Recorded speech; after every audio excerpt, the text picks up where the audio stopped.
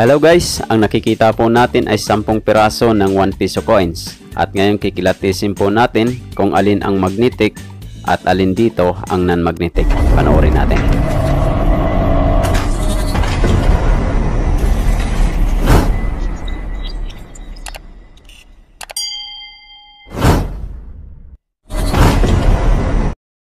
Gamit ang magnet mga ka-CCTV, una nating susubukan itong 2004 na 1 piso coin. Sa nakikita natin guys, dumikit po itong 2004 na 1 piso coin sa ating magnet. Ibig sabihin po, magnetic po itong 2004 na 1 piso coin. Sunod naman nating susubukan guys itong 1995. Kikilatisin din po natin ito guys kung didikit ito sa ating magnet o hindi. So ayan, tingnan natin. Ayan po. So hindi po siya dumikit. Ibig sabihin itong 1995 po ay non-magnetic.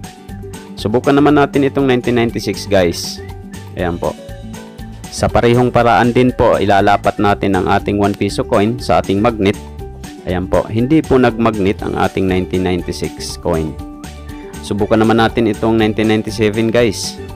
Kung didikit ito sa ating magnet o hindi.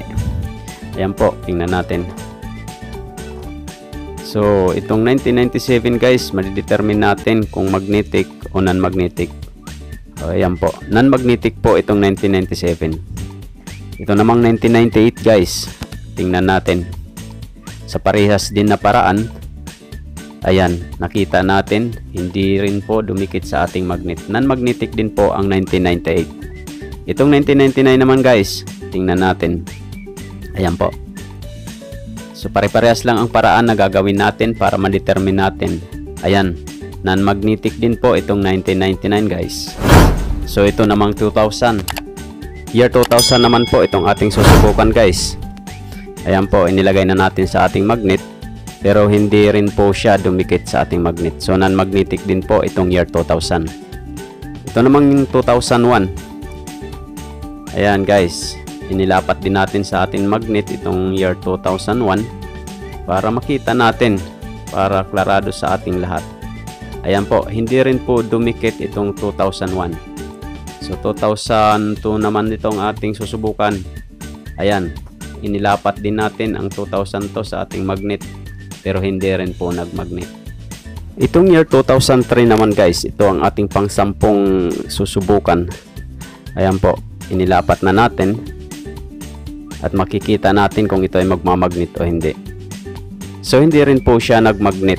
Hindi po rin po siya dumikit sa ating magnet. Ibig sabihin non-magnetic po siya. Itong 2004 naman guys, yung una nating sinubukan kanina, ayan po, dikit na dikit po siya sa ating magnet. At napatunayan natin ngayon na magnetic po itong 2004 na 1 piso coin.